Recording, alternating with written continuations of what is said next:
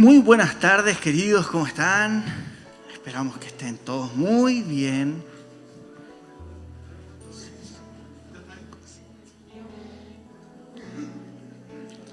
Sean todos muy bienvenidos a la clausura y nuestra celebración familiar y también clausura de la Escuela Liberación, Cautividad e Iniquidad. ¿Cómo están? ¿Todos bien? Espero que estén teniendo un buen día. Estamos en medio de esta festividad hermosa, de esta celebración de las fiestas del Señor, y hoy estamos celebrando el Yom Kippur, el día de la expiación. Llevamos varias horas de ayuno. Alguien por ahí me ofreció un tecito y casi caigo. Y bueno, vamos a comenzar este tiempo. Agradecemos el que todos hayan podido venir, y han sido 2 semanas de prepararnos para esta lección, esta clase, esta enseñanza, que a ratos no se va a sentir como una prédica y va a ser harto de muchas cosas que a lo mejor podrían sonar enredadas, pero créame que nos va a hacer bien. Así que les voy a pedir que tomen apuntes, que tomen notas, y vamos a disfrutar de este día tal cual como lo dice el Señor, este día donde nos podemos poner a cuentas con Él, este día donde nos vamos a centrar en quién es Él y cuál es el propósito que Él tiene con nosotros, porque Él quiere perfeccionarnos. Él quiere perfeccionar a su casa, a su pueblo. Él quiere perfeccionarnos como iglesia, como familias. Así que, dicho eso, vamos a entrar en todo lo que el Señor quiere hacer en esta tarde, en esta jornada con nosotros. ¿Estamos bien? ¿Sí? Ok. ¿Estamos bien ahí, Ariel? Vamos a orar. ¿Qué le parece si cierra sus ojos conmigo? Señor, te damos muchas gracias. Muchas gracias porque tú nos has traído hasta acá. Hasta aquí tú has sido fiel. Gracias porque tú apartaste en tu agenda este día y lo señalaste como un día donde íbamos a poder venir delante de ti, y se iban a abrir los libros, tú ibas a pasar revista, ibas a perfeccionarnos un poco más. Señor, al terminar esta jornada, esta tarde, todos nosotros seamos más parecidos a Jesús. Que el objetivo, Señor, salga a luz, se manifieste, que es parecernos a ti. Ser hechos conforme a tu imagen, a tu semejanza. Ser hechos, Señor, conforme a tu estatura, a tu medida, porque tú eres el varón perfecto. No queremos mejorar el primer Adán, queremos parecernos al segundo y postrer Adán. Queremos ser hallados y escondidos en ti, tal cual como usted le dijera a Moisés: ven y escóndete en la hendidura de la peña. Queremos estar escondidos en ti, Jesús, escondidos en ti, Cristo. En el nombre de Jesús. Amén. Ok, entonces vamos a comenzar con un breve repaso. Hace 2 semanas tuvimos las primeras 2 enseñanzas respecto a la escuela. Y la primera enseñanza, la primera lección, tenía que ver con todo el proceso de cómo es que estamos redefiniendo algunos conceptos importantes. Porque a la luz de las Escrituras, pecado, rebelión e iniquidad no son lo mismo. Muchas veces pensábamos y decíamos: no, Señor, me arrepiento por mí, por todos mis compañeros y, si es posible, por los que ya partieron. Pero bíblicamente el Señor tiene un trato especial para el pecado, para la rebelión y para la iniquidad, llegando al punto de definirlas de formas distintas. El pecado, la rebelión y la iniquidad no son lo mismo a los ojos del Señor. Y la clase, la lección, la enseñanza número 1 que compartimos tenía que ver con cómo estas formas de ofender al Señor o de desvirtuarnos del camino del Señor nos iban alejando y iban haciendo que nuestra mente comenzara a ser cauterizada y empezaron a venir velos sobre nuestra mente. Porque el que peca y rápidamente se arrepiente vuelve al sitial de la gracia, al lugar de plena comunión con Dios.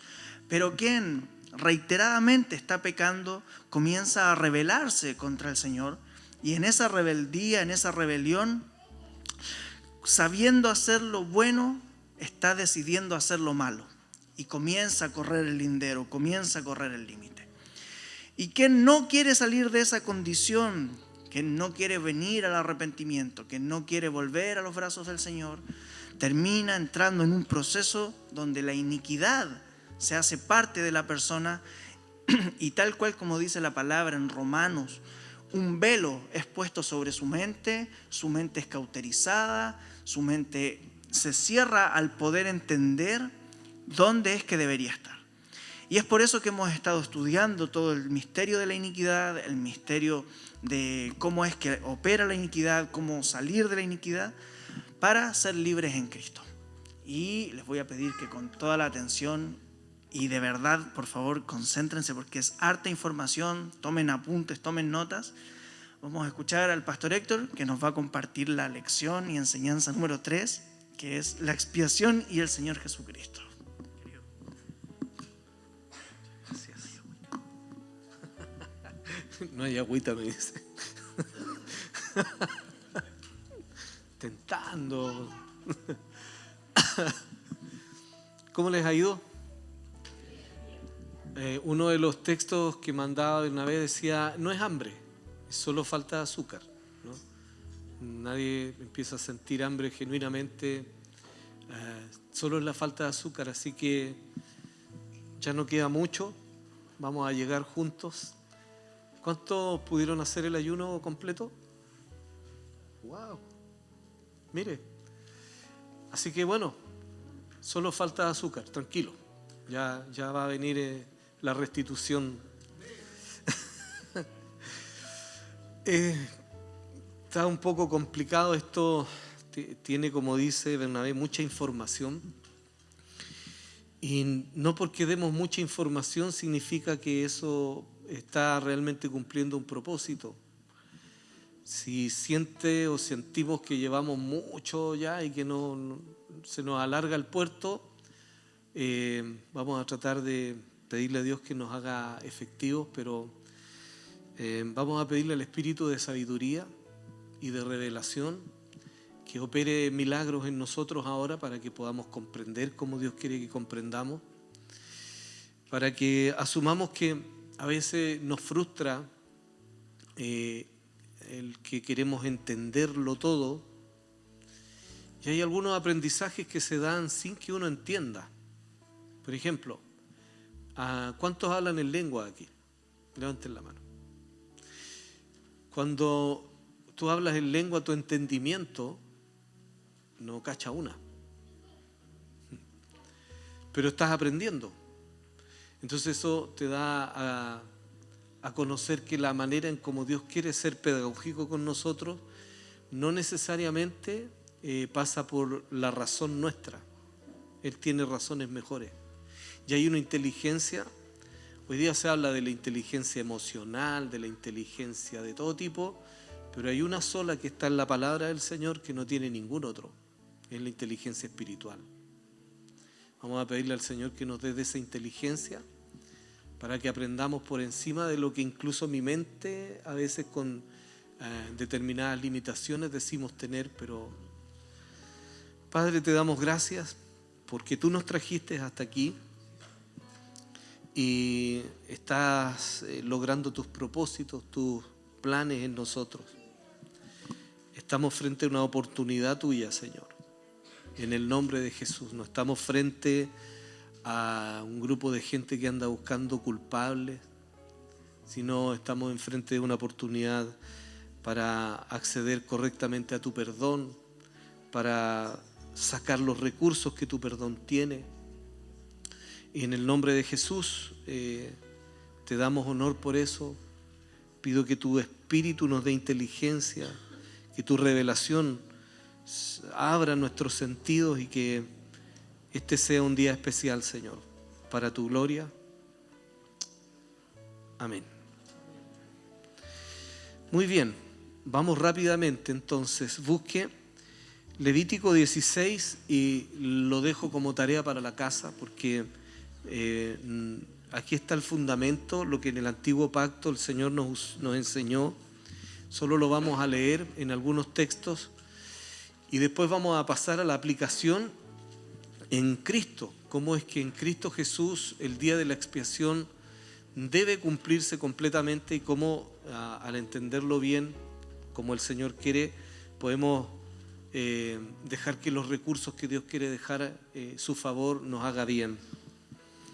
Levítico 16 habla de una de las fiestas solemnes llamada el Día de la Expiación, Yom Kippur en hebreo, que significa algo así como poner cobertura. Expiación o expiar significa algo así como coberturar. Cuando la Biblia dice que la sangre de Jesús ha borrado nuestros pecados, en alguna medida se refiere a que Él puso una cobertura sobre nosotros.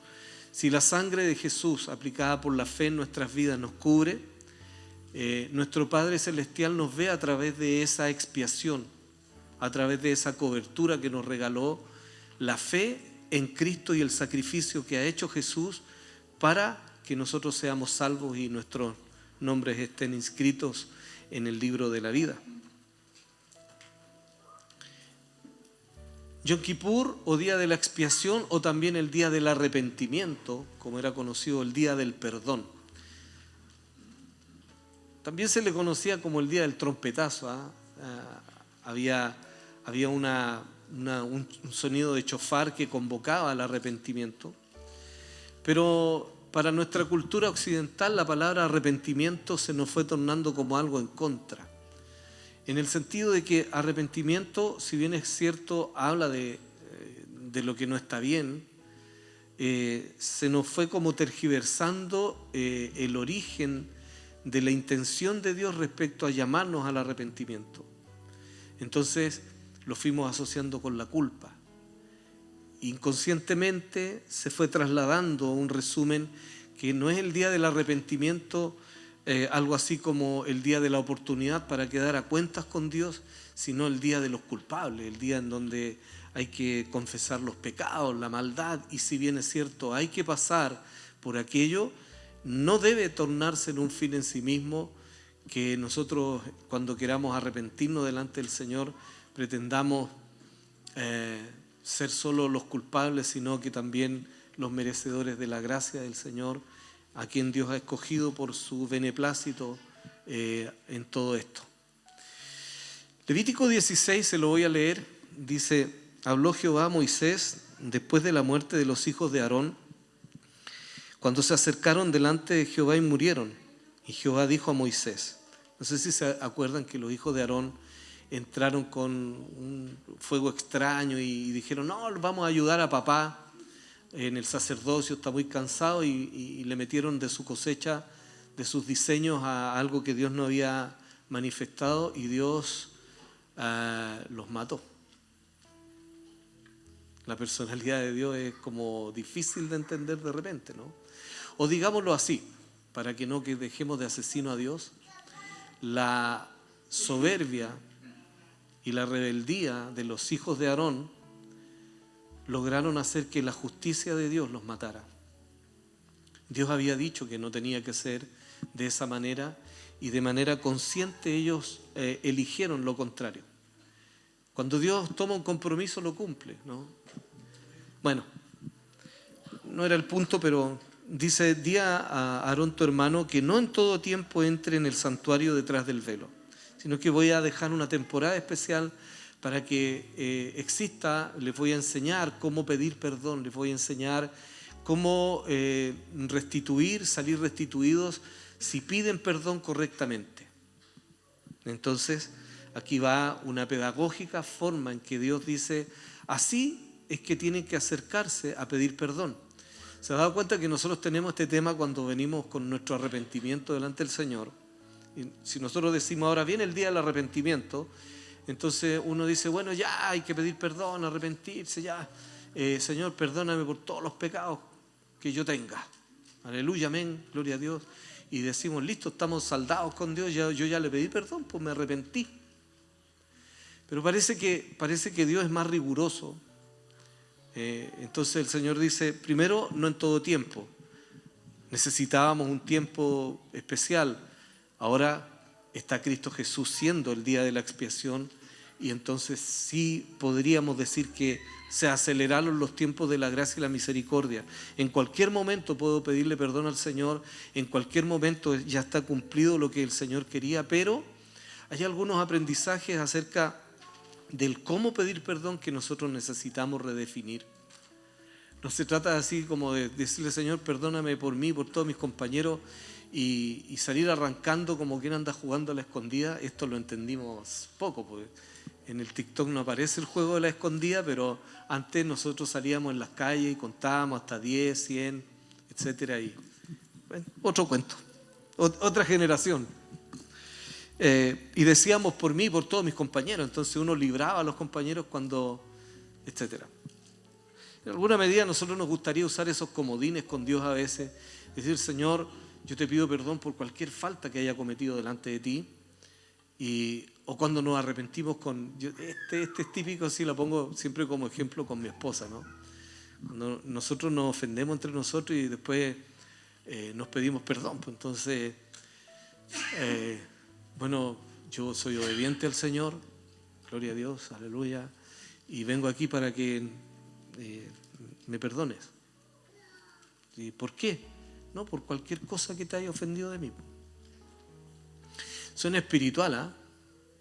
Pero es bien poco comprometido. Y no es lo mismo. Esto es lo que el Señor nos está diciendo. No es lo mismo que tú me digas por cualquier cosa que te haya ofendido a que te hagas cargo.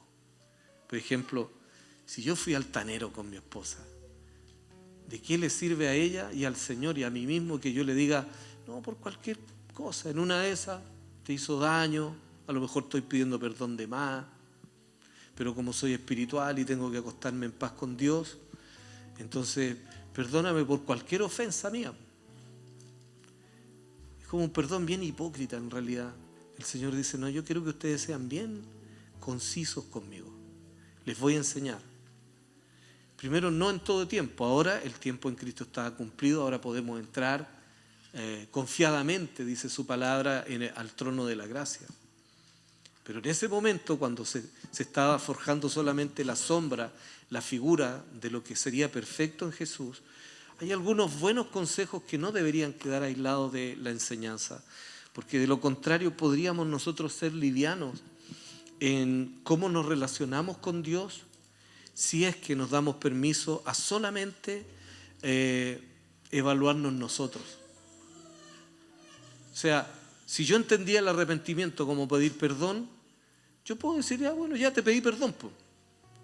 No sé si alguna vez te ha pasado, pero hay gente que dice, no, yo quiero pedirte perdón, pero uno no siente sanidad. Debe venir acompañado de un condimento. El arrepentimiento que procede y que está guiado por el Espíritu de Dios es un arrepentimiento que te acerca al corazón del Señor. Entonces, no entren en todo tiempo y delante del arca, delante del propiciatorio que está sobre el arca tampoco. El propiciatorio era el lugar donde se dejaba una ofrenda de sangre, sangre inocente, y que era literalmente para aplacar la ira. Ese era el lugar de la propiciación. Cuando decimos que Jesús murió siendo la propiciación de nuestros pecados, significa que Él estaba tomando el lugar de derramar su sangre para llegar al propiciatorio donde la ira de Dios era aplacada por el derramamiento de la sangre inocente.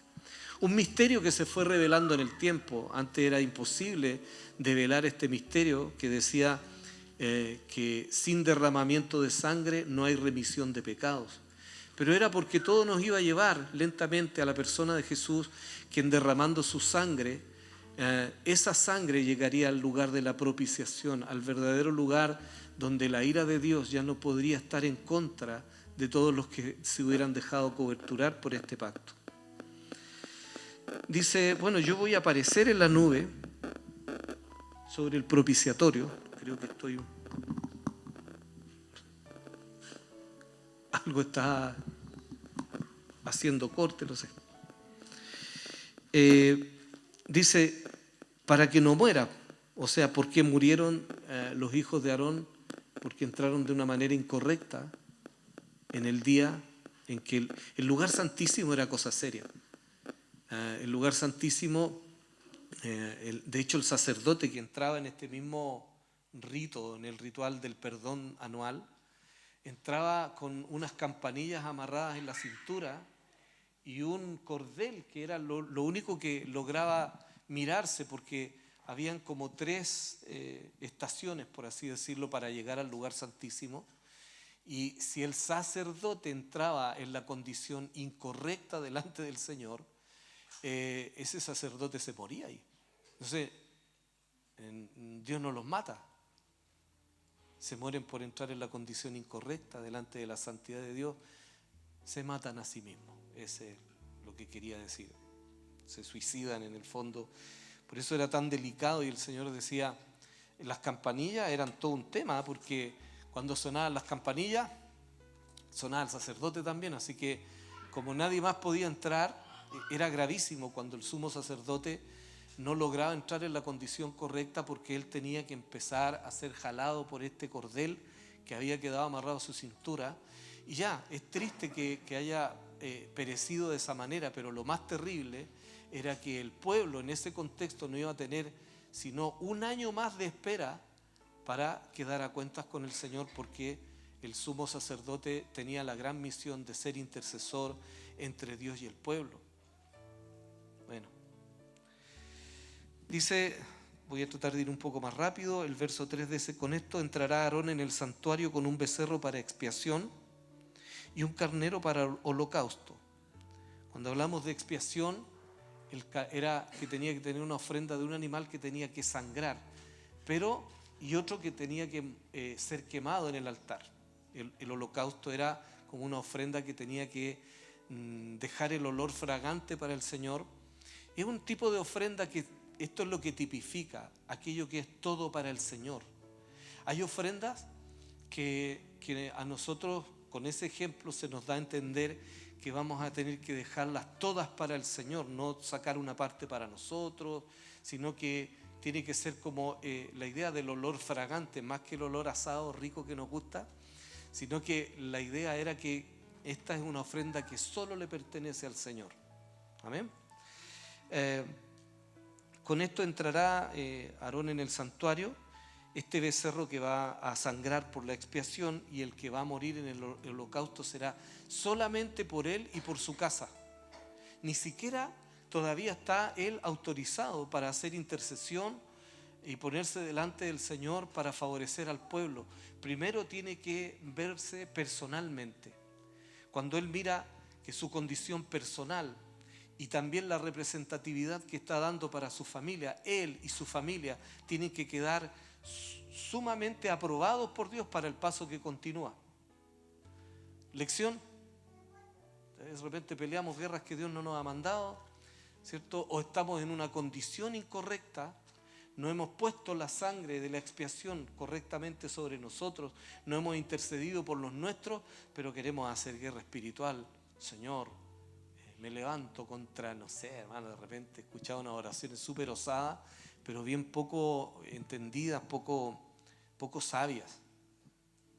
Antes de hacer intercesión por otros, encárgate de presentarte tú, que Dios te examine primero a ti, que la expiación te cubra a ti y también a tu familia en primer lugar, especialmente el mundo. Hoy día la iglesia, nosotros postulamos a que todos nosotros somos sacerdotes del Señor.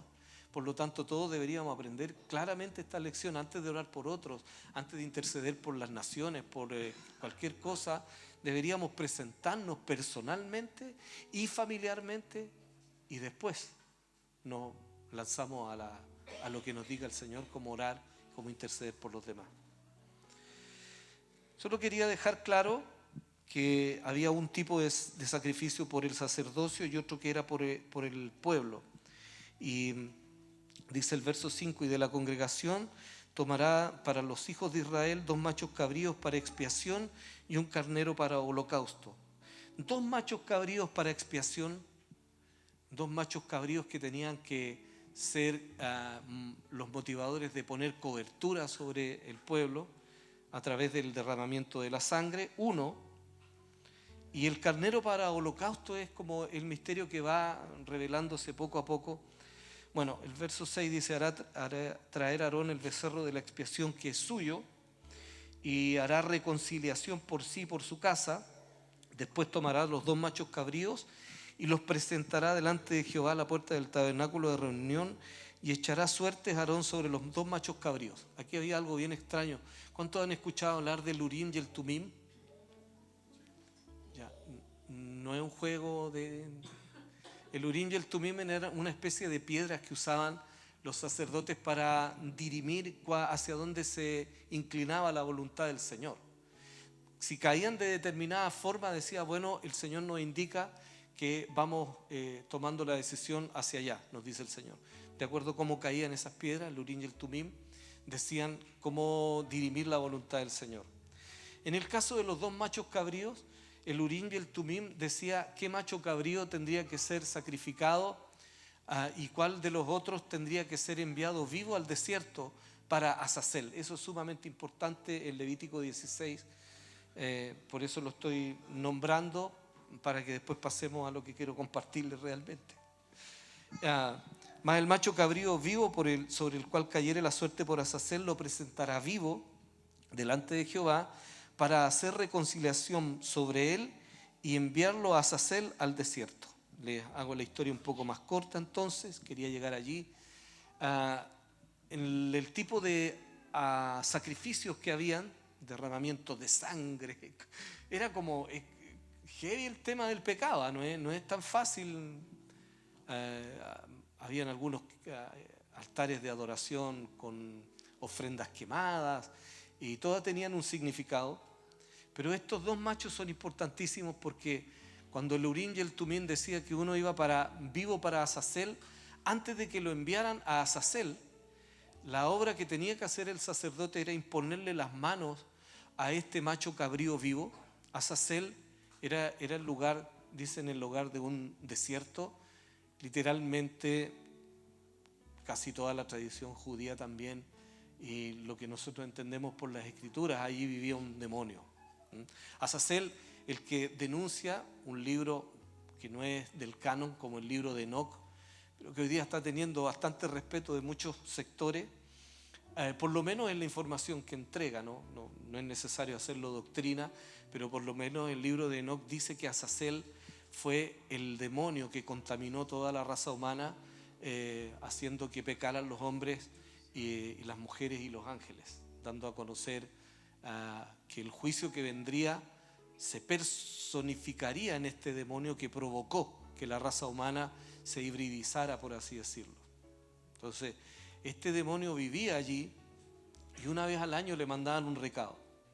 Y el recado era un macho cabrío vivo que venía portando sobre sí la imposición de las manos del sumo sacerdote, que cuando imponía las manos, dice, confesaba sobre él todos los pecados, todas las rebeliones y todas las iniquidades del pueblo de Israel.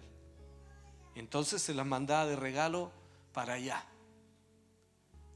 Eso quedaba en las manos a Azazel, lo que iba a hacer con eso, etcétera.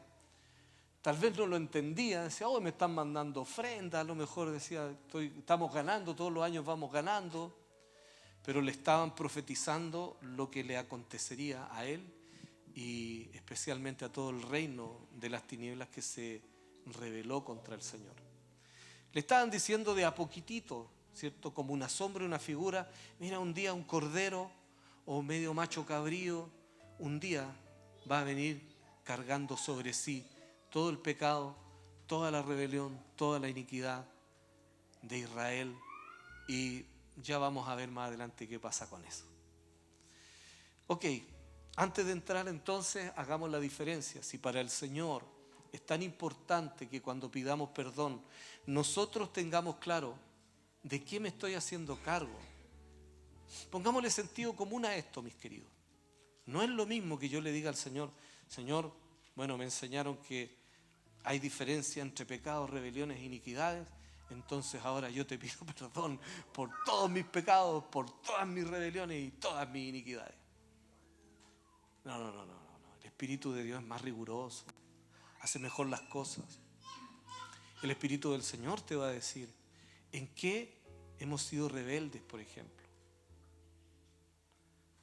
O sea, yo sé que nadie lo quiere practicar esto, pero como hemos estado estudiando mucho durante el día, el corazón es engañoso.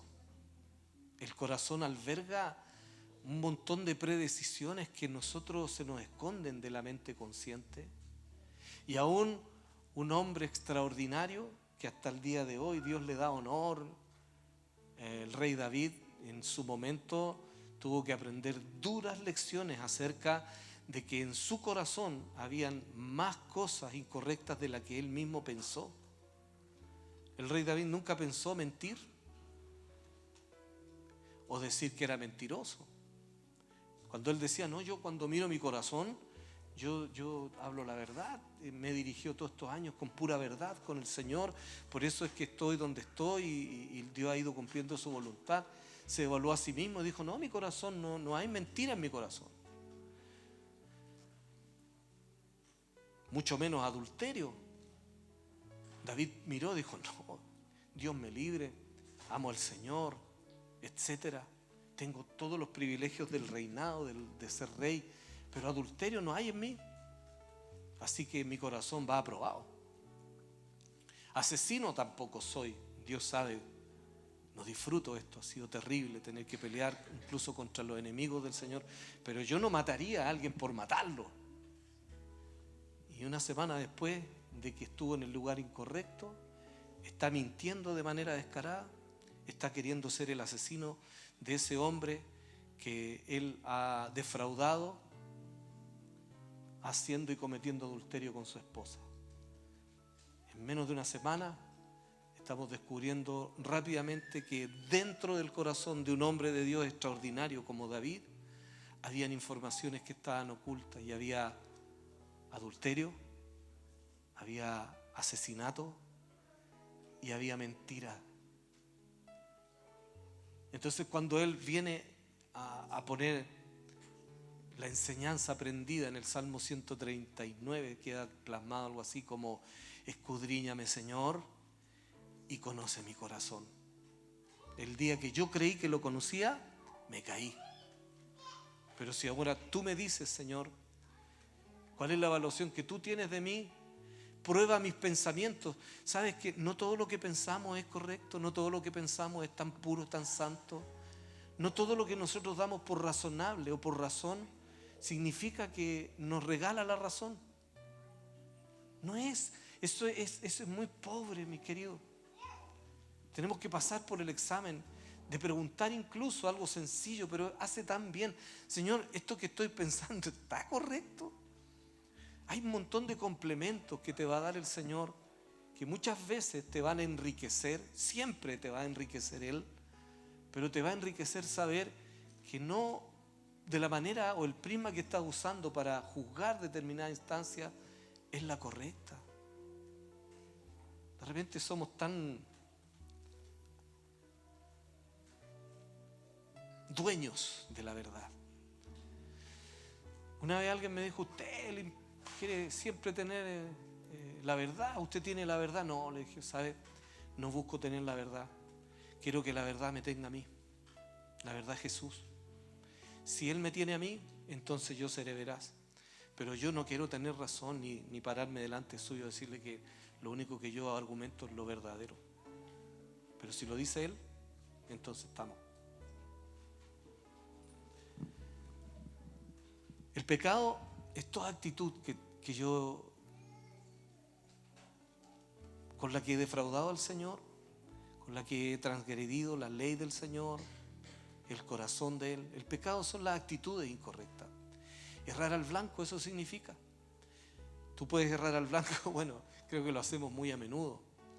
La mayoría de las veces de manera inconsciente, otras tantas lamentablemente de manera consciente. Pero errar al blanco, sobre todo nosotros los hijos de Dios, porque todos pecamos. Levante la mano a alguien que no peca aquí, para decirle que se arrepienta, que deje de mentir.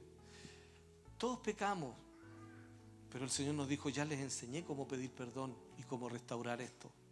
Porque cuando ustedes se salen de la protección de vivir en el pacto correcto y pleno con Dios, quedan expuestos. Creo que, no sé si es un salmo o un proverbio que dice, todo aquel que aportillare un vallado, le morderá una serpiente. O sea, el vallado del Señor es todo, si vivimos de acuerdo y en pacto con Él, estamos protegidos por Él. Pero si nosotros decidimos salir de donde Dios nos dijo, entonces quedo expuesto a que obviamente la serpiente es quien tipifica las tinieblas, al diablo. Si yo aportillo el vallado, si yo no respeto el mandamiento, si yo me salgo del parangón, si yo me salgo del parámetro, del paradigma que Dios me dice, entonces ya no podré decirle, siempre me acuerdo de este ejemplo, es ridículo pero muy real. Es ridículo pero muy real. En consejería pastoral, en un libro leía que el pastor comentaba que en una oportunidad llegó un joven indignado con Dios a conversar con el pastor y le dijo, ¿sabe? Yo vengo casi a acusar a Dios aquí, vengo a hacer un descargo, porque la verdad es que yo estaba con mi novia, quedamos solos y oramos al Señor y le dijimos, Señor, si tú no quieres que tengamos relaciones sexuales, mándanos ahora a alguien para que nos impida que tengamos tropiezo para cometer esto de tener intimidad. Pero obviamente si no aparece nadie, significa que Él le está dando la aprobación. ¿Y me va a creer, pastor, que no mandó a nadie y ahora me está acusando a mí de fornicario? Hay que ser bien carepalo. Porque el que aportillar el vallado lo morderá una serpiente. O sea, no necesita el Señor mandarte ni al ángel, ni al papá, ni a la mamá de nadie. Te dejó su palabra. Y en la palabra está escrito, estipulado, este es el vallado. ¿Quieres vivir en pacto conmigo? Ahí está el vallado. Quédate allí, no te salgas de allí y todo va a estar bien. Pero de repente nos inventamos una teología para salir airoso y no hacernos cargo de lo que Dios quiere que nos hagamos cargo con mucha conciencia. ¿Cuándo somos rebeldes? Cuando ya en realidad traspasamos el límite solo de la actitud o de la acción injusta o incorrecta. Alguien dijo por ahí que un pecado que se reitera permanentemente, un pecado reiterativo, podría llegar a transformarse en una iniquidad. Y obviamente un pecado repetitivo ya se sabe que se llama rebelión. Ser rebelde tiene un problema un poco más grave en la justicia de Dios, porque el que es rebelde lo hace conscientemente. O sea, yo sé que esto está mal, pero el Señor sabe todas las cosas. Dios es bueno. Por lo menos yo le he dicho, dijo el diabético, yo le dije que me quitara los dulces, pero no me los ha quitado. O, no, yo sé que esto está mal, pero Dios sabe que a mí me gusta, entonces ¿cómo? Lo digo así bien jocosamente, pero la rebeldía es complicada cuando conscientemente empezamos a vivir en contra de lo que dice Dios. Tiene consecuencias la rebeldía. De hecho, la rebeldía tiene algunos juicios que son exclusivamente para la rebeldía y está en el parámetro, en el nivel de la brujería.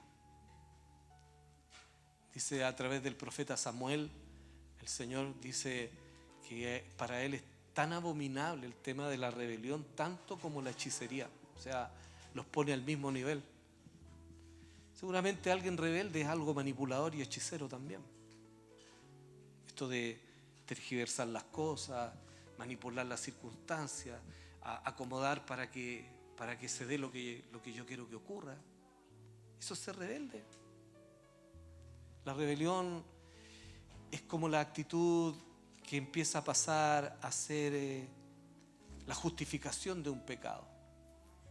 Pero yo sé, el problema, ¿por qué Dios lo tiene que juzgar distinto? Porque hay mucho de conciencia, hay mucho de que yo sé que está mal, pero lo hago igual. Entonces ya no solo tuviste una actitud incorrecta. De esa es la más fácil y la más rápida de devolvernos. Cada vez que nos equivoquemos, que pequemos, el Espíritu de Dios nos va a decir a nosotros, ey, eso estuvo mal, te caíste. estábamos bien en el nivel de la gracia, pero te caíste a las acusaciones aquí, a la ley, la acusación de la ley dice que pecaste, retorna. ¿Cómo retorno? Me arrepiento, pido perdón, lo confieso y me paro en el lugar correcto. O sea, no vuelvo a la misma experiencia, a la misma vida, a la misma vivencia. Y la iniquidad es otro misterio. De hecho, aparece en la Escritura como el misterio de la iniquidad. El apóstol Pablo en la carta, una de las cartas a los tesalonicenses dice, porque ya está en acción el misterio de la iniquidad. Por lo tanto, la iniquidad hay que comprenderla desde una perspectiva de que Dios nos revele qué es. El misterio nace en que Dios nunca creó algo para que sea malo o perverso, pero iniquidad o avón, como se escribe en hebreo, significa literalmente lo que debiendo estar derecho sea torcido. Es lo que tiene una condición de vida que ya no es lo correcto. Por ejemplo, hay una diferencia. Usted puede ser acusado por el pecado de robar. ¿Por qué? Porque si lo hiciste una vez, eso podría rápidamente retornar en la persona si le pide perdón a Dios. Me equivoqué, nunca debía haber sacado esto. Esa persona todavía tiene más esperanza, pero no es lo mismo un ladrón. El ladrón está inicuo. El ladrón tiene una condición de vida. Ya no solo se equivoca en acciones o en actitudes, el ladrón está pervertido en el robo, por lo tanto pasó a ser parte de sí mismo. El que diga una mentira no necesariamente te hace mentiroso, pero el mentiroso ya, de hecho los psicólogos le llaman la mitomanía. El que está pervertido en la mentira ya tiene la condición arraigada en sí mismo. Él no solo dice algo incorrecto o poco veraz, él es mentiroso. Si te das cuenta, la iniquidad afecta la identidad. Es quién es la persona. No es solo lo que hace. El pecado, si es solo actitudes o acciones incorrectas, está firmemente arraigado a aquello a lo que hacemos mal o bien. Pero ser incorrecto delante de Dios es complicado, porque esa persona, de verdad, si Dios no hace el milagro de iluminar el entendimiento a través del Espíritu de Dios para que esa persona se arrepienta, no hay nada que lo pueda sacar de allí, aunque se haga canuto. Aunque se haga canuto. Aunque se aprenda todas las canciones, aunque se aprenda todo la jerga, aunque lea todos los libros que se leen en la congregación, como no es un tema de qué hago, sino quién soy, el ser como Jesús es la meta de Jesús. Entonces la iniquidad tiene algunos juicios súper complicados. Tiene el juicio de que Dios sobre la iniquidad envió un poder engañoso. Es un juicio de Dios, para que no se arrepientan. O sea, cuando Dios se enoja, empieza a retirar la posibilidad de que nos acerquemos a la comunión con Él. Yo lo digo de manera muy burda siempre, el ejemplo de el niño que se sube arriba de la silla y uno le dice, bájate de ahí, te vas a caer, eso es peligroso, hasta que uno lo deja, dice, ya, y al rato se cae, llora, y uno dice casi con satisfacción, te lo dije. Bueno, a Dios le pasa algo parecido. Cuando el Señor dice, yo quiero que tú vivas en estos parámetros, pero tú insistes en vivir fuera de lo que yo planteé, no lo hagas. Entonces, cuando Dios se enoja, Dios no es como lo pintan estos seres mitológicos griegos, ¿no? A los Zeus, tirando rayos de enojo. No, la ira de Dios se manifiesta, Romanos capítulo 1, la ira de Dios se manifiesta desde el cielo contra toda impiedad e injusticia, dice la palabra. Como Dios manifiesta su enojo, se retira. Dice, ok, no quieres tener pacto conmigo, me retiro con todos los recursos que tiene mi reino, me retiro con todo lo que significa mi persona, con todo lo que yo contengo, con el gran yo soy. Entonces, cuando no está el Señor presente, ¿quién aparece? El que tiene el sueño del pibe de toda la vida eternamente. Me sentaré junto a las estrellas de Dios y seré como Dios. La iniquidad entonces tiene a lo menos 3 juicios de Dios, porque nunca estuvieron pensados que perjudicaran a la humanidad. El juicio contra la iniquidad fue contra el querubín grande y protector que se pervirtió de su diseño original. Él estaba puesto ahí para ser un guarda del altar, de la adoración, para darle cobertura incluso a muchos otros seres espirituales que tenían que ver con el tabernáculo, con la adoración, que tenían que ver con el altar. No necesariamente tabernáculo, con el altar del Señor. Pero se pervirtió y dijo, en realidad yo debería ser otra cosa. Creo que en algún momento predicando yo lo he dicho así, el gran no soy. Porque el Padre, en el decreto y en el juicio que soltó contra este querubín grande, fuerte y protector que se pervirtió, le dice, para siempre dejarás de ser. O sea que el que se aparta de Dios tiene un serio problema de identidad, porque la fuente de la identidad te la tiene que dar Él, porque Él te creó. Salirse de allí, el no soy, el gran no soy, se ha dado cuenta que todos los que lo siguen no son hombres, niños, mujeres, adultos, no son nada, porque Él es experto en no ser.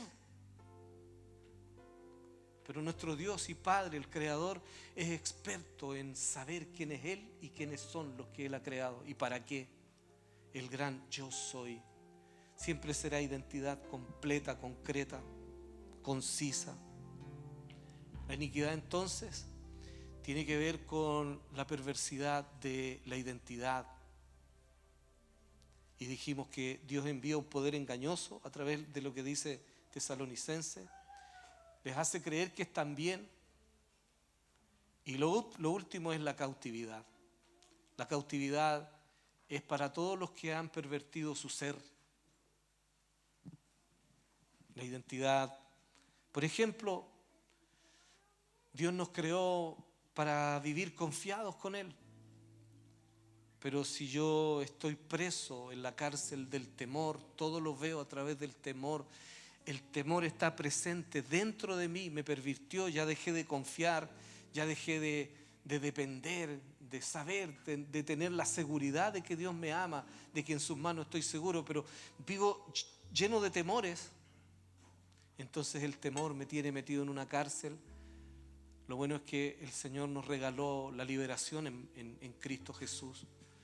Este juicio en realidad era para las tinieblas, para Luzbel, todos los ángeles que cayeron, incluso algunos de la primera caída ahí que se habla de Génesis 6, dice que algunos fueron guardados en prisiones que igual son eternas, pero después se van a ir a otra más profunda nomás. Pero de ahí ya no salieron más, por causa de todo lo que promovieron en la tierra. Es triste, hermano, pero en Génesis capítulo 6 se habla de cómo la humanidad entera se pervirtió, incluso los animales, las aves, todos perdieron su camino, dice. O sea, el tema de la hibridización no solo fue, como se dice, que los ángeles tuvieron multiplicación e intimidad con las mujeres, sino que también hicieron experimentos genéticos. Toda carne corrompió su camino, o sea, el camino de un perro es nacer perro y morir perro. Pero si ese camino estaba corrompido, significa que ahí empezaron a nacer los perrigatos. La hibridización ya la practicaron en la humanidad hace muchísimo tiempo atrás y no resultó, se vino todo abajo. Y hoy día, me voy a meter en otro tema y salgo, pero hoy día el transhumanismo está aspirando a que el hombre se convierta en quien no es.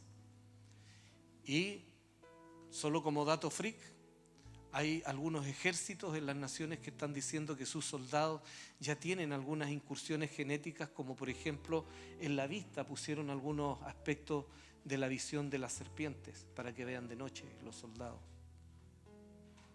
Toda carne está corrompiendo su camino. Y el Señor dijo, así como los días de Noé, así será mi venida.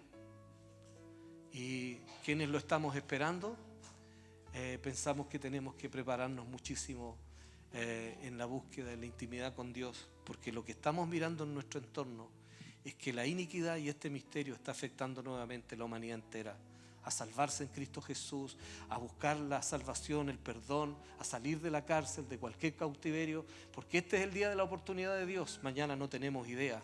No sabemos si lo que vivimos todos los días, a veces nos parece que nosotros podemos jugar con el pecado y todo, pero lo que está pasando en el mundo entero es demasiado delicado, mi querida iglesia. Hoy día mismo tenemos conflictos en el Medio Oriente que podrían dejarnos sin abastecimiento. Hoy día mismo podrían ocurrir algunas cosas. Los rumores de guerra están las guerras, están las pestilencias, están los huracanes, está todo. Siempre han habido, sí, pero no todos juntos y de la manera como estamos viendo a una humanidad en decadencia tan grave y heavy como lo que estamos mirando hoy día. Ellos necesitan salir de las cárceles de la maldad porque no les dejan pensar. Los demonios encargados de que la gente no piense en el reino, que no lo razone, que no se convierta a Jesús, es la labor que están desarrollando. Pero el Espíritu de Dios pudre todos los yugos de las tinieblas. El Espíritu del Señor va a hacer que Jesús sea exaltado en medio de nuestros días. Aleluya. Y hoy es el día de la salvación. Si estás escuchando esto, este es el día en que tú tenías que escuchar esto. Y hacerte consciente de que lo que está ocurriendo a tu alrededor no es todo lo que tú ves, tu entorno inmediato, no es todo el mundo, no es toda la vida. Lo que está pasando en las naciones tiene que ponerte en alerta, tiene que darte ideas de cómo y por qué acercarte al Señor. Dios no es tan pequeño como para quedar atrapado solamente en el conflicto que tiene tu corazón, con el respeto que me merece tu corazón. Pero Dios es mucho más grande que eso. Él te está hablando de cosas más grandes. Cuando te dice te quiero sacar de las cárceles de maldad, no es solo lo que tú crees que tienes que salir, es de lo que Él sabe que tú tienes que salir. Es de la identidad. Mira, si lo expliqué bien, acabo de decir que las cárceles de la iniquidad tienen que ver con la identidad. Entonces salir de una cárcel de maldad significa capturar la identidad correcta que tengo en Dios. No es solo salir de la figura asquerosa de la opresión satánica y todas estas porquerías de las tinieblas, sino es conquistar quién soy en Jesús, qué soy y quién soy en Cristo, porque Él me soñó pleno, completo. Él me soñó así, sin reparos. En Cristo estamos completos. En Cristo es donde tenemos que salir a vivir en el modelo y en la identidad correcto. Eso es santidad. Santidad no es solo no pecar. Santidad es vivir lo que Dios dijo. Es quién dijo que yo soy y quién soy. Entonces, ¿cómo lo hago? ¿Cómo lo hago, pastor? Para salir de los juicios. Hoy día que se nos está regalando esto de que pongamos atención en cómo pedir perdón, porque no es por mí y por todos mis compañeros. Si tú analizas, por ejemplo, las oraciones hechas por Daniel, por Nehemías, todos respetaron la manera en cómo Dios enseñó a pedir perdón. A lo mejor tú has dicho, no, desde que conozco al Señor le he pedido perdón al Señor por mis pecados. Mira, de acuerdo a cómo Dios se vaya revelando, Él es tan misericordioso. Pero si te logra perfeccionar esto que estás estudiando, aprendiendo a través de su palabra, debe ser por algo. Nosotros pensamos que no hay... toda la Escritura es inspirada por Dios y es útil para enseñar, para redarguir. Si el Señor nos dice que así se pedía perdón, ¿cuánto más hoy día en Cristo Jesús deberíamos pedir perdón, tomando en cuenta no solo mis acciones incorrectas, sino también los momentos en que yo he sido tosudamente pecador, rebelde, dicho de otra manera? O bien, cuando he pecado sin darme cuenta porque ya la perversidad, me torcí, me salí del diseño original. ¿Cómo descubro si estoy en el diseño original? Es que si me parezco a Jesús o no. Si yo creo que Jesús vivía lleno de temores, vivía arrinconado, pidiendo siempre, era tan timorato que vivía orando y por eso peleaba con los temores, no creo que esa haya sido la identidad, más que estar sujeto, amar al Padre, tener comunión, pero no creo que haya orado tanto para que le vaya bien en el ministerio que está desarrollando en la tierra. Pero a veces yo descubro que nuestras intercesiones son expresiones de puros temores personales.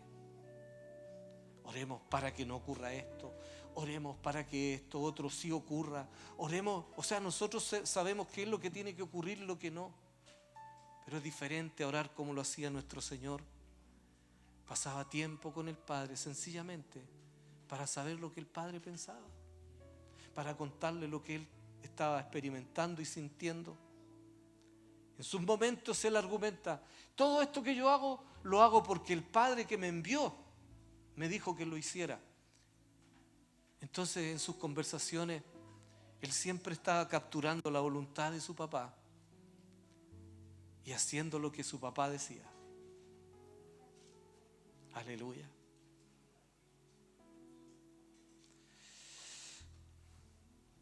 Bueno, voy a tratar de avanzar. Ahora la expiación y el Señor Jesucristo. Yo creo que di harta información, pero sé que es pobre todavía. Pero nunca estaría de más volver a escuchar y profundizar en Levítico 16 y después hacer una asociación con todo lo que te voy a compartir ahora.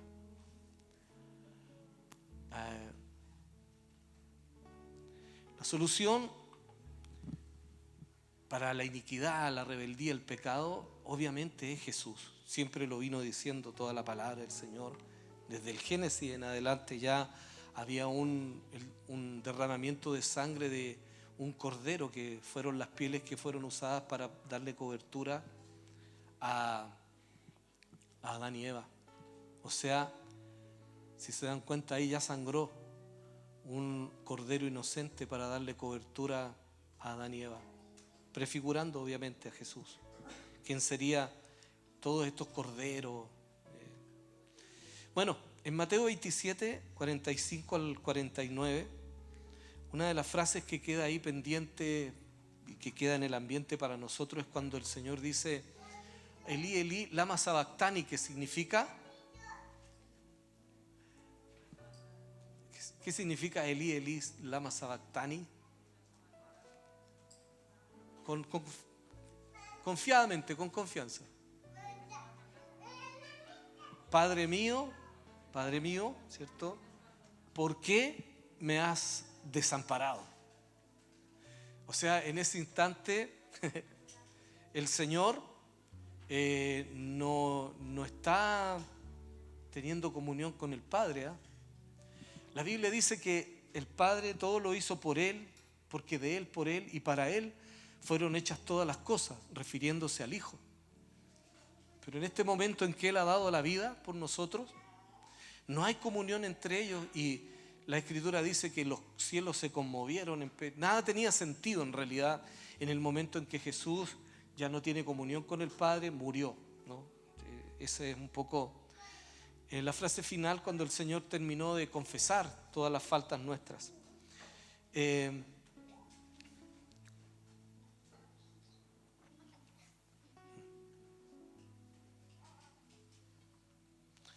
¿Se acuerdan cuando el relato dice que habían dos ladrones al lado de la cruz de Jesús y el Señor? Ya. Uno de ellos fue como soberbio, orgulloso, y dijo: no, ya, aquí morimos nuestra ley. Pero el de al lado le dijo: Señor, ahí lo reconoció, le dijo: acuérdate de mí cuando tú estés en tu reino, acuérdate de mí. O sea, lo reconoció. Y en ese mismo momento el Señor, en Lucas 23, 43, si quieren lo van anotando después o lo buscan ahora, pero dice que el Señor le dijo: te aseguro que hoy estarás conmigo en el paraíso. El tema es que, ¿dónde estaba ese paraíso? Algunos le llaman el paraíso cautivo o seno de Abraham. Era donde todos los muertos hasta antes de esta fecha, ¿cierto?, que habían muerto en acuerdo, en pacto con Dios, estaban en el lugar de los muertos, o Hades, como se dice en griego, separados los muertos justos de los muertos injustos. Entonces, en el seno de Abraham estaban todos los muertos justos. Por eso se cumple cuando el Señor literalmente le dice: hoy estarás conmigo en el paraíso. Sí, se lo llevó ¿dónde? Al seno de Abraham, porque ahí era donde él iba a hacer un recorrido, ¿no? El recorrido era ordenar todas las cosas para que esta bendición, esta liberación, la salvación que Él nos ha regalado se vaya comprendiendo con mayor amplitud también. En Isaías 59, 2 dice que el Señor estaba como cordero, el cordero de la expiación, cargaba sobre sí la maldad de todos.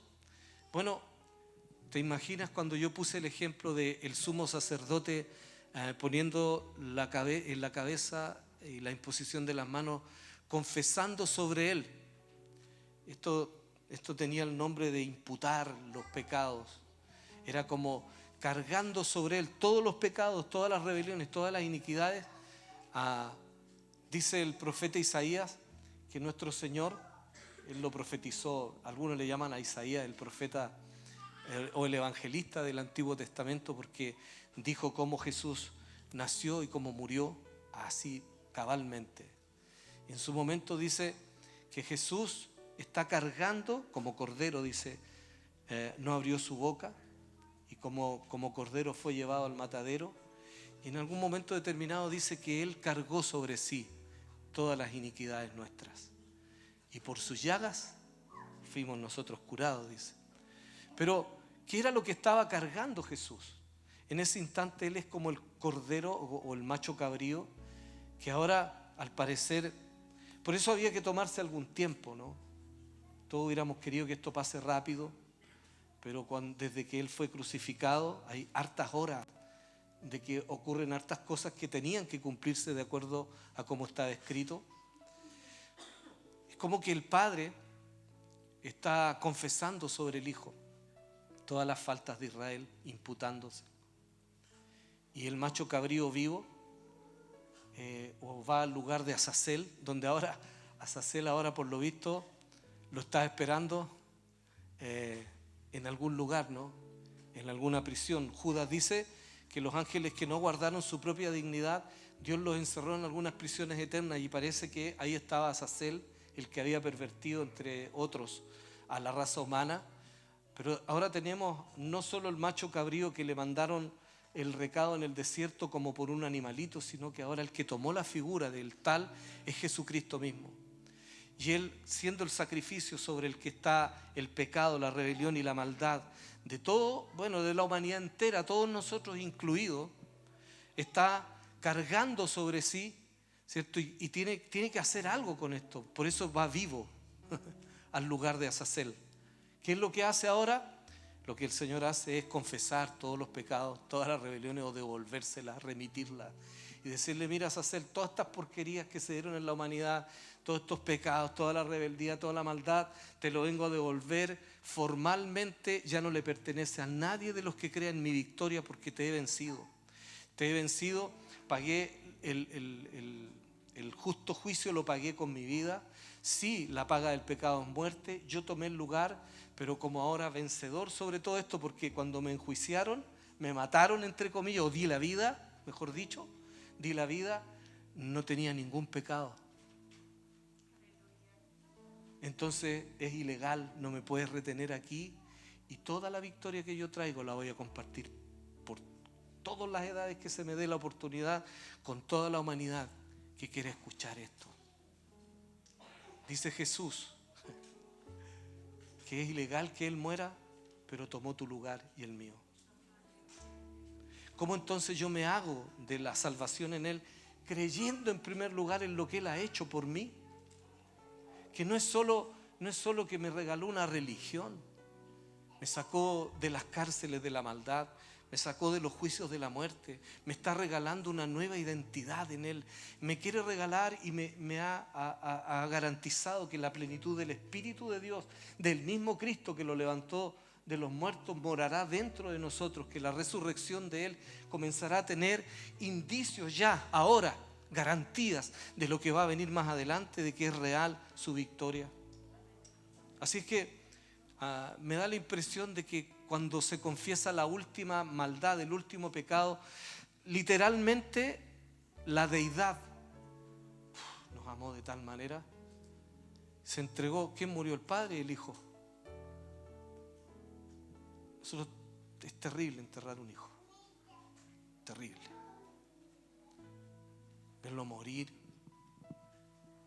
El Hijo dio la vida. El Padre ya no tenía sentido de propósito, si todo lo había hecho para Él. Pero se jugaron el pellejo por amor. Dijeron, vamos a recuperar todo esto igual, porque es ilegal. La muerte no puede vencernos. La muerte no le vamos a devolver en el mismo campo de batalla que nos propone, le vamos a devolver con estratégica misión la labor que han hecho. Nos vamos a reír en su cara. Así que los quisieron meter a Jesús, los demonios en una primera instancia yo creo que estaban felices, de aquí lo vamos a dejar atrapado, lo ganamos en el lugar de los muertos, aquí lo atrapamos, y él dice, momentito, es ilegal que yo esté aquí, no me pueden retener. ¿Por qué? Porque yo no he pecado, no es legal. Y el imperio de la muerte dijo, es verdad. Entonces ahora viene la repartija de mi botín, dice Jesús.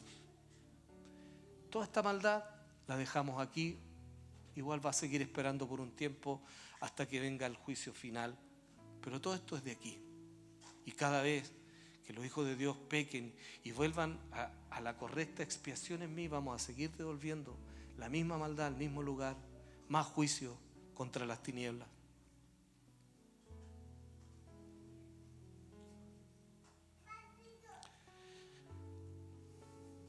Con la muerte el Señor entonces, como lo dijo el profeta, venció a la muerte. Creo que fue a través de... ¿Cuál es el profeta que dice muerte? Oseas, muerte, yo seré tu muerte. Cuando dijeron matamos a Jesús, la muerte se ha enseñoreado de todo, el Señor dijo, yo tengo la victoria sobre todo. En Mateo 27, del 50 al 53, ocurrió algo extraordinario. Casi nunca lo vemos así. Si alguien lo puede leer, por favor. Literalmente, Jesús venció la muerte en ese momento. Siempre decimos cuando resucitó. No. Él se metió al lugar de los muertos, siendo la vida, y la muerte fue completamente derrotada. Mire lo que dice Mateo 27, del 50 al 53. ¿Alguien lo tiene?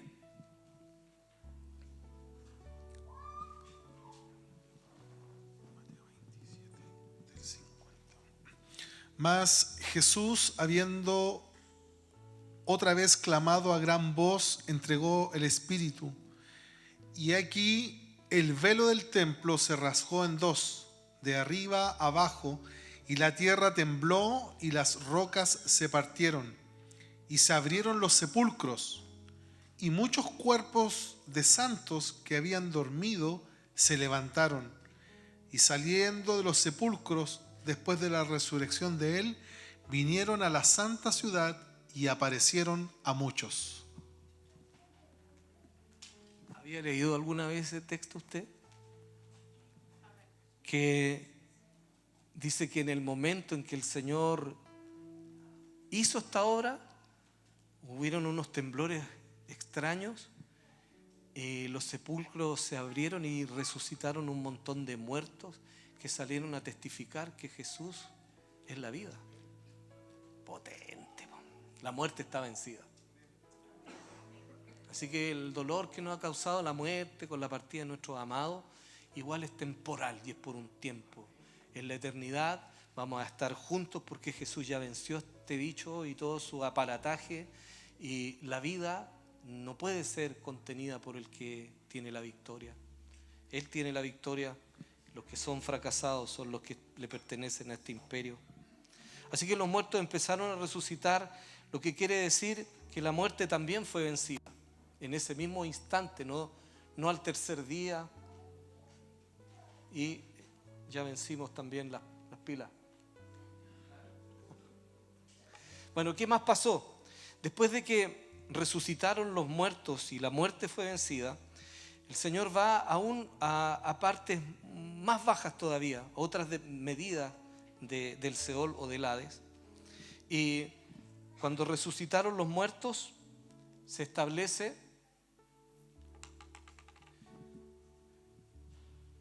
lo que dice el apóstol Pedro en algún momento, que el Señor fue y proclamó a los espíritus encarcelados. En realidad lo que él fue a hacer allí fue a decretar que los espíritus que habían sido encarcelados, algunos creemos que son los mismos espíritus que habla Judas, que no tendrían permiso para volver a salir y que él venía como a sellar su victoria. Cuando el Señor dice que fue a las partes más bajas de la tierra, proclamó que su victoria estaba estableciéndose desde ahí mismo hacia todo lo que él iba a repartir más adelante, que los espíritus encarcelados, algunos de las tinieblas, van a permanecer allí y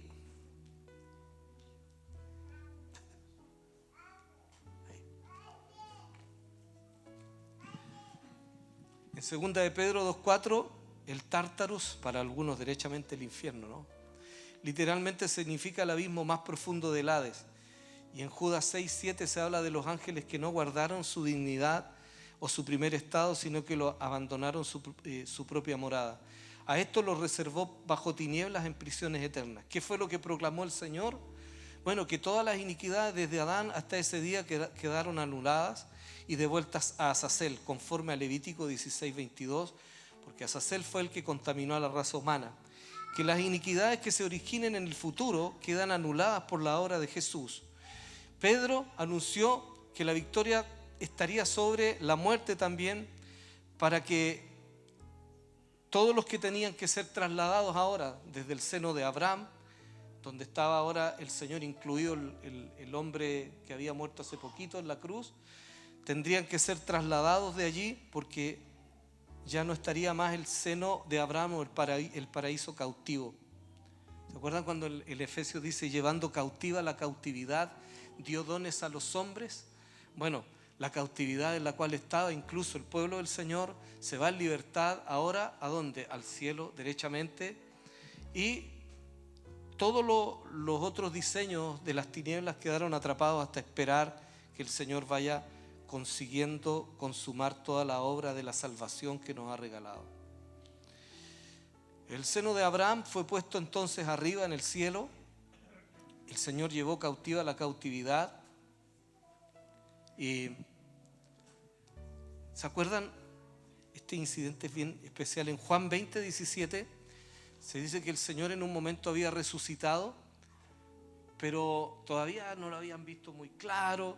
Pero en un instante él se topa con una mujer y por alguna extraña razón le dice, no me toques porque yo aún no he ascendido a mi Padre. Entonces es raro eso. Lo que se entiende del modelo anterior es que cuando el sumo sacerdote tenía que llevar la sangre al lugar de la propiciación o la ofrenda para aplacar la ira, por alguna razón tenía que hacer como un trayecto. Y ese trayecto tenía la prohibición de que nadie podía tocarlo. Nadie podía tocarlo. Lo que está diciendo Jesús, mira, en el día de la expiación que yo les dije de Levítico 16, hasta aquí, mujer, vamos en esta. Acabo de vencer a la muerte, le devolví toda la maldad a Azazel y sus demonios, los dejé atrapados para siempre hasta que esperen el juicio final. Ahora me corresponde otra parte. Ahora soy como sacerdote en el día de la expiación. Ya fui cordero, ya di la vida, ya me quemé, ya fui al lugar de Azazel. Entonces en este instante no me puedes tocar porque voy con la misión de ir al propiciatorio. ¿A cuál? Al del cielo, al verdadero propiciatorio, al propiciatorio donde no era una réplica de lo que hizo Moisés, sino el genuino lugar donde se aplaca la ira. Y ese detalle queda allí, como que después hay que aprender a coordinarlo con otros detalles más, como cuando aparece de pronto Jesús, dice, paz a vosotros. Eso está íntimamente relacionado con este texto, con este versículo. Primero, no me toques, pero después, no, tócame, ahí están mis manos, ahí están las cicatrices, puedes verlas, tocarlas. ¿Por qué? Porque lo que anuncia es extraordinario. Cuando de pronto dice, están todos los discípulos timoratos, no, es que en realidad parece que sí, que no resucitó, y que no sé qué vamos a hacer, y ahora nosotros nos van a perseguir, y nosotros estamos en problemas.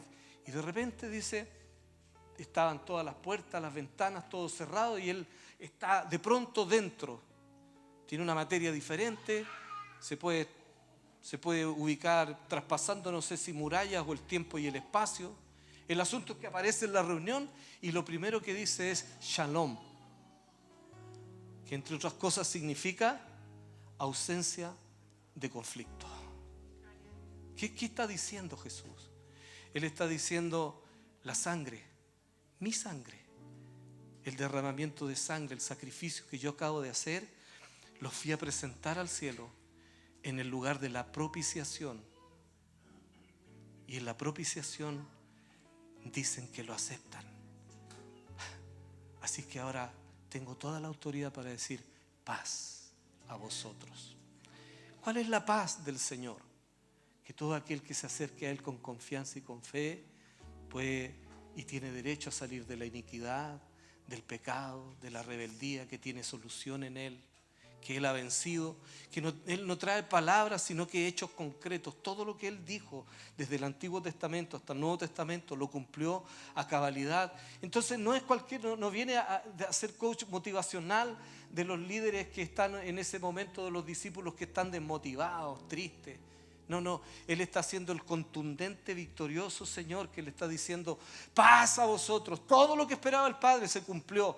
La sangre fue recibida. Ahora la ira de Dios no estará sobre todos aquellos que tengan la marca de mi sangre. La ira de Dios. O sea que Dios nunca más, si tienes pacto con Él y su sangre te coberturó, entonces Dios nunca más va a ser vista gorda de ti.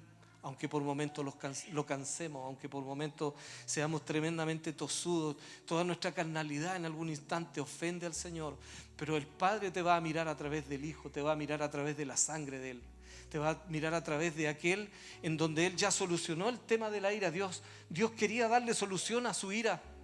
Decía, cuando yo me enojo me retiro, pero necesito ir más allá, necesito amar más allá, necesito encontrar argumentos que me acerquen a la humanidad. ¿Y cómo lo voy a hacer? A través de la sangre de mi Hijo. Ese sí aplaca mi ira, mi enojo. Eso sí me hace retornar, querer tener paciencia. Si la sangre de Jesús es la que nos ha marcado realmente, si valoramos lo que Él hizo por nosotros, si realmente nos entregamos a vivir como Jesús dice, como es, y sea realmente el Señor de nuestras vidas, no un mensaje más, no un líder ni motivacional, ni nada de eso. El Señor, el Salvador, mi Señor, a quien le rendí mi vida. Si esa sangre te cobertura, entonces aún el pecado, la maldad, no va a retenerse el Señor de acercar su misericordia. Porque Él es fiel y justo, dice el apóstol Juan. Porque Él es fiel y justo para perdonar nuestros pecados y para limpiarnos de toda maldad o iniquidad. ¿Qué tendríamos que hacer entonces? Escondernos en la sangre de ese pacto. Escondernos en el derramamiento del Cordero inocente, que por amor quiso dar una respuesta incluso que nos abriera misericordiosas oportunidades, tales como, aunque ofendiendo al Señor, aunque a veces no valorándolo, siendo infantiles, tenemos la puerta abierta para que el trono de su gracia nos favorezca. O sea, hoy día más que nunca, valorar lo que Él ha hecho. Hoy día más que nunca nos compromete el amor del Señor a reaccionar frente a tantas cosas que están ocurriendo en nuestro entorno, a soñar con ser la expresión de su cuerpo en esta tierra, a dejar que ya el Padre no esté enojado con nosotros, que su ira ya no haya hecho que Él se fuera a miles de kilómetros de nuestro ser, porque aún cometiendo errores, si invocamos el nombre del Señor, somos salvos. Jesús es el Cordero, es el macho cabrío, es el sumo sacerdote. Jesús, ¿cómo no amarlo? ¿Cómo no valorar lo que Él hace, lo que ha hecho, lo que sigue haciendo? Porque sigue intercediendo. Quiero invitarte a ponerte de pie.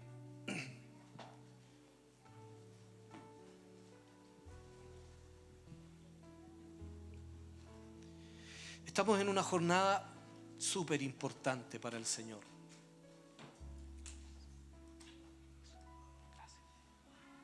Esta jornada no la queremos como un relleno de ningún tipo litúrgico ni de agenda. Entendemos, esta es la convocatoria del Señor. Esto es lo que el Señor quería tratar con nosotros.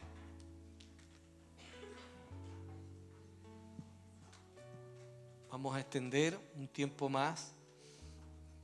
Ahora se supone que deberíamos tener una administración. La vamos a dejar. No hay apuro con Dios. Vamos a abrirnos a la oportunidad de seguir siendo tratados por el Señor. Me gustaría que pasemos por la administración de la libertad, pero todos juntos, como verdadera familia, como verdaderos hermanos en la fe. Mis queridos, todos tenemos a lo largo de la experiencia de iglesia, de todo tipo de experiencias relacionales, algunas nos defraudan, en algunas defraudamos nosotros, hablo por mi cuenta, pero como creo que la sangre de Jesús nos limpia de todo pecado, creo que no está nada de mal soñar con que juntos, como una familia, pasemos a la estación que nos está esperando. Para que eso ocurra, vamos a tener que tener algunas conversaciones unos con otros, como hermanos, como partes de la misma familia. Conversaciones que nos enriquezcan, que mi aporte, el aporte que te pido como pastor es: crea el ambiente para que el Espíritu del Señor nos llene. Crea el ambiente para que lo que tengas que decir se diga con amor, con sabiduría, que sea edificante. Porque Dios nos está esperando, nos está regalando una oportunidad. Y con años menos de experiencia, ¿sabe lo que habría dicho? No importa, los que están listos y le echamos para adelante nomás. No, hoy día no pienso así. Hoy día creo que todos, por lo menos, debemos regalarnos la oportunidad de hacer la obra juntos. Y si no, el Señor va a avanzar igual, pero por lo menos yo habría agotado todas las instancias para que se logre la vida familiar y colectiva. Así es que en el nombre del Señor te quiero invitar a preguntarle al Señor: Señor, si ni entendía lo que era la rebeldía o la iniquidad, ¿será posible que tenga algunos temas pendientes contigo y yo creo que estoy al 100%? ¿Será posible que a ti te importe realmente quién soy, no solo lo que hago? El evangelio de las actividades, hermano, es dañino, porque te hace creer que haciendo cosas uno va como pagando sus penitentes culpas con Dios. Pero a Dios le interesa quiénes somos. ¿Quiénes somos nosotros cuando nadie nos está mirando? ¿Quiénes somos nosotros cuando tenemos el poder en nuestra mano? Y esa capacidad podría dar vida o muerte. ¿Quiénes somos nosotros? ¿Quién soy en Él? ¿Quién soy? No, ¿qué hago? Si tú caíste en la trampa de definir tu relación con el Señor por lo que haces, sal de esa cárcel. Es una mentira. Eres importante por quien eres. Eres alguien digno de la sangre de Jesús. Eres digno, eres digna de la salvación que Él regala. Eres digno. Si hago cosas buenas, ¿Dios te va a amar más? No, te amó y el amor de Él es pleno, completo. Te amó antes de que tú lo conocieras incluso. Te va a seguir amando de la misma manera. Lo que podría crecer es el amor con el cual yo podría retribuirle todo lo que me ha regalado de pura gracia. Haciendo cosas, no no necesariamente hacemos la voluntad de Dios si Dios nos las ha pedido. Pero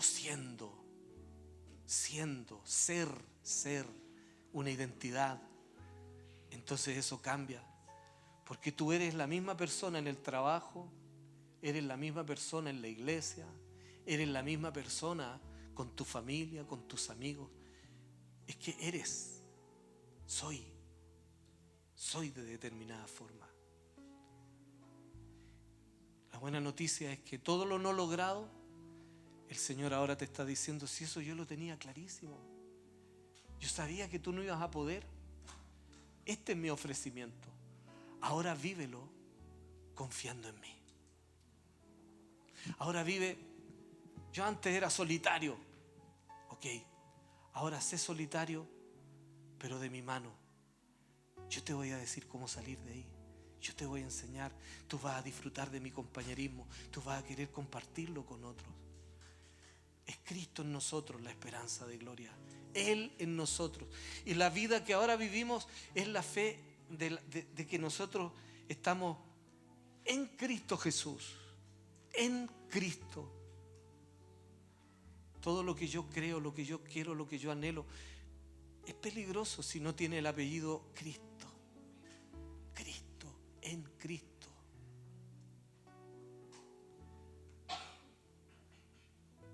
Padre, te damos gracias por tan grande sacrificio, Señor. Oro para que esa sabiduría que te rogamos al comienzo nos permita entender la anchura, la profundidad, la plenitud del amor con el cual tú nos has recogido. Enséñanos a mirar el futuro, Señor, sabiendo que nunca más estaremos solos, Señor. Que ahora caminamos de la mano contigo. Que la restauración de nosotros en muchos aspectos no está en el pasado, sino en el futuro que tú tienes trazado para que conquistemos, Señor. Que lo pensaste de antemano. Ni siquiera es un improviso, no es algo espontáneo. Señor, es parte del proyecto con el cual tú nos maravillas al hacernos saber que has estado pensando en nosotros desde antes de crearlo todo. No aguantamos tanto amor, Señor, nos queda muy grande todo esto. Perdone nuestras faltas, no solo para salir de la cárcel. Perdone nuestras faltas porque hieren su corazón, Señor. Queremos no pecar por amor y no por el miedo del infierno, cosas así. Aunque son reales, el motivo, el motor de querer estar contigo es tu persona que admiramos, Señor. Es a ti a quien andamos buscando. Es a ti a quien nosotros necesitamos. Si en esta noche, Señor, alguien quiere entregar su vida verdaderamente a Jesús, comprendiendo que tu sangre, Señor, es la cobertura, que es el testimonio, que es la voz que nos declara justos delante del Padre. Ni por inusual que sea, pero si hay alguien que tiene esta necesidad, te pido que le des la valentía suficiente para que esta sea la noche de la libertad, la noche de la oportunidad consumada en el nombre de Jesús. Porque estamos llamados a convertirnos realmente en quien tú has soñado, Señor. Abandonando todo lo que podría significar la vieja naturaleza. Señor, queremos responder al sacrificio que has hecho por amor, con amor. Yo le suplico que nuestras acciones, que nuestras actitudes sean coherentes con el mensaje que predicamos, Señor. Y muchas gracias por la oportunidad de conocerte, de disfrutar tu perdón y de saber que estamos de pie por tu infinita misericordia, Señor. En el nombre de Jesús. Amén. Aleluya. La otra semana vamos a tener la administración, más que suficiente con lo que ahora tenemos. No te olvides de ser valiente y como hemos dicho durante todo el día, estamos arreglando cuentas con el Señor desde lo personal, familiar, a lo colectivo. Y un indicio, un último consejo para que la reconciliación se dé con el Señor y los demás. La actitud de vivir el día del perdón como Dios quiere es proactiva. No te sientes a esperar que venga el hermano que tiene que pedirme perdón. Eso todavía es muy egocéntrico. No. Sé la ofrenda y acércate tú a la persona que tú sabes que debes pedirle perdón. Indistinto de si el otro capaz que no le caiga la teja nunca, ¿no? Pero en cuanto a Dios respecta, tú y yo estaremos saldados, haciendo la voluntad de Él como corresponde. Amén. Eso de que Él venga a mí, solo Jesús puede darse ese lujo de decir: vengan a mí los que están fatigados. Los demás mejor somos proactivos, y una actitud edificante puede repercutir por generaciones. Una persona, detrás de una persona hay una ciudad. Si arreglas cuenta con una persona, esa ciudad va a quedar a cuentas. Amén. Muchas bendiciones. La próxima semana ministramos, me comprometo.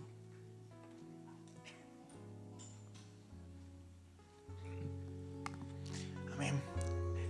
Quisiera que para cerrar esta jornada, ¿cuántos ya tienen hambre?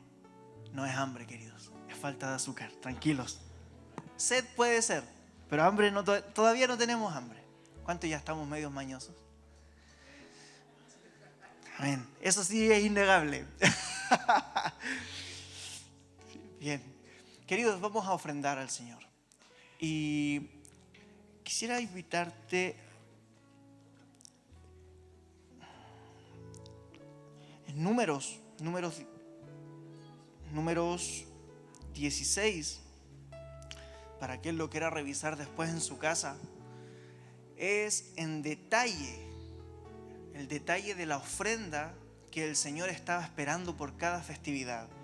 Cuando uno se mete en los detalles, es una locura, es increíblemente preciso cómo es que el Señor cada fiesta la vincula con una ofrenda especial.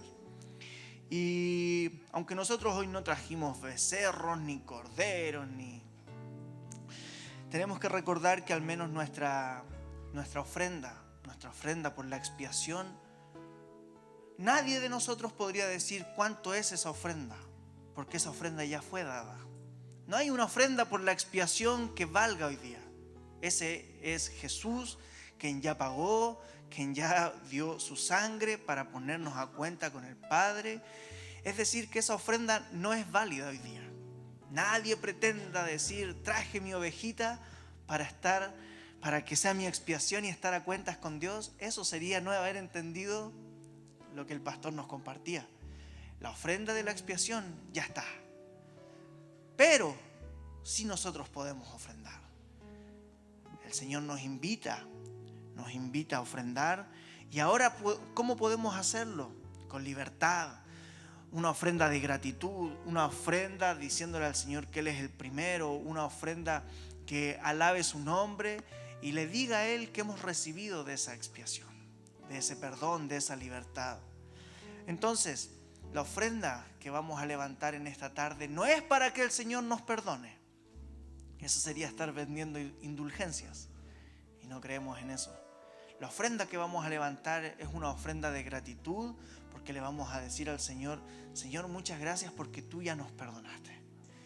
Y estamos en el proceso de perfeccionamiento para ser cada vez más hechos a tu imagen, a tu estatura, a tu semejanza. Y mientras avanzamos en este proceso, reconocemos que tú eres nuestra expiación. Amén. Entonces voy a invitarte a que prepares tu ofrenda, que te pongas de pie y vamos a orar. Dice la palabra que creo que en este día es bueno recordarnos este consejo. Si al momento de venir a ofrendar recuerdas que tienes algo contra alguien o alguien algo contra ti, arregla esa cuenta y ven a ofrendar. Vamos a dar unos minutos si es que las familias necesitan conversar algo, ponerse a cuentas, ponerse al día para que nuestra ofrenda tenga un olor grato delante del Señor. Insisto en esto, no es una ofrenda expiatoria, no es una ofrenda para que el Señor sí nos perdone. Él ya te perdonó. Es una ofrenda de gratitud. Amén. Señor, muchas gracias. Muchas gracias porque tú pusiste tu vida en rescate por muchos. Tú diste tu sangre. A ti no te mataron los judíos, a ti no te mataron los romanos, a ti no te mataron los sumos sacerdotes, ni Pilato, ni Herodes. Tú pusiste tu vida. Tú eres ese Cordero perfecto que año a año en la festividad de Pascua nos venía recordando y profetizando que en algún momento la pregunta que hizo Isaac sería respondida cuando le dijo a Abraham: ¿y dónde está el Cordero? Hasta que Juan el Bautista respondió y dijo: he aquí el Cordero que quita el pecado del mundo.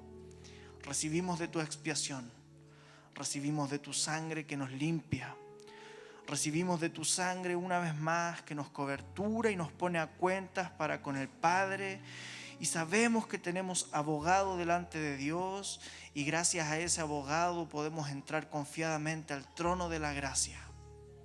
Es por eso que ofrendamos a ti esta tarde, reconociendo, alabando tu nombre. Que esta, Señor, sea una ofrenda de gratitud delante de tu persona.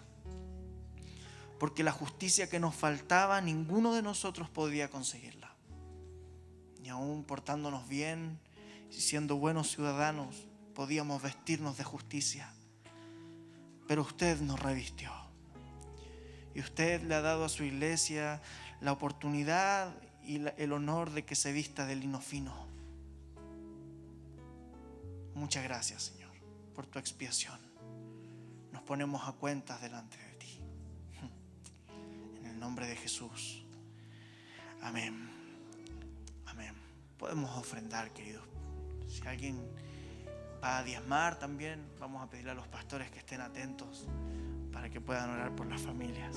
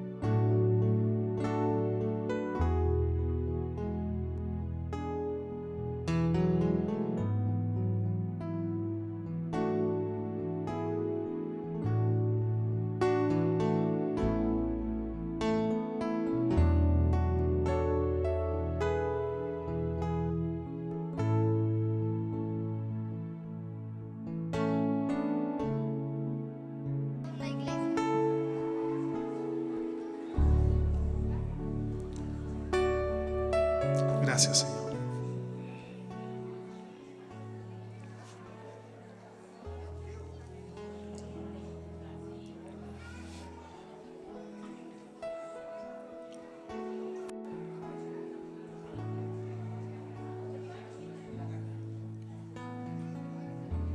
Gracias, Jesús. Gracias, amado.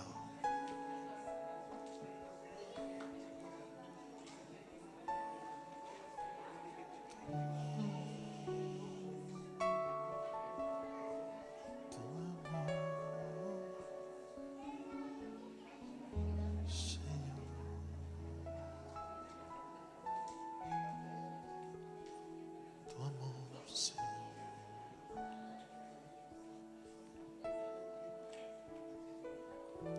Tu amor, tu amor, tu amor. Vale, anda, siéntate, rápido.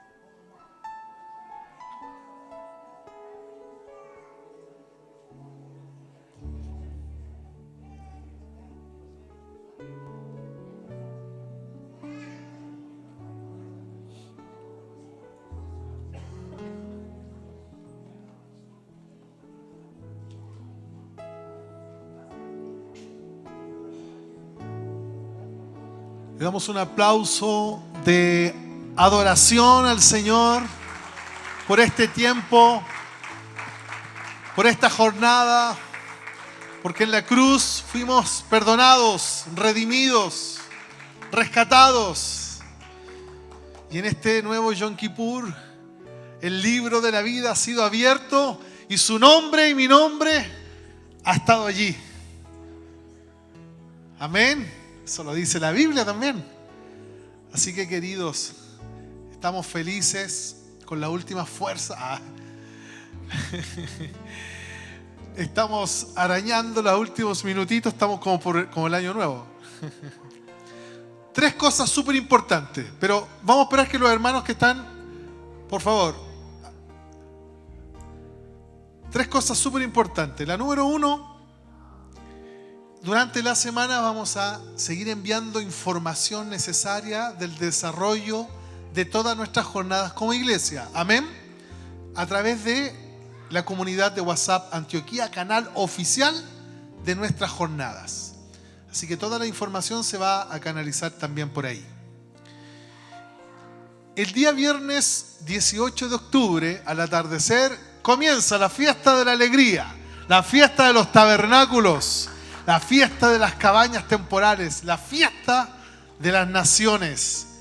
La Biblia dice que durante 7 días te regocijaréis en Él, el gozo del Señor.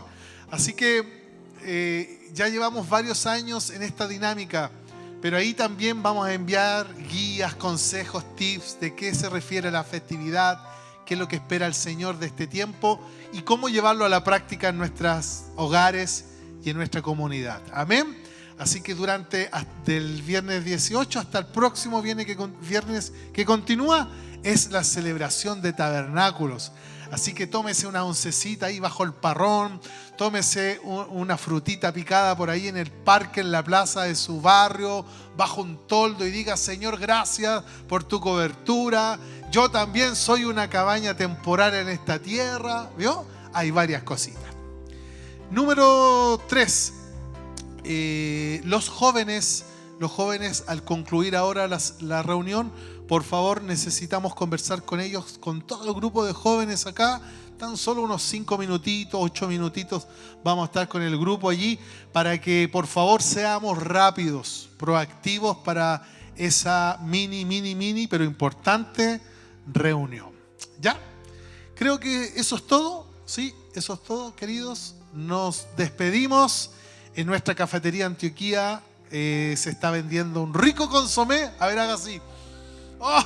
Un rico consomé y algo más. Así que somos benditos. Nos vemos en la próxima, queridos.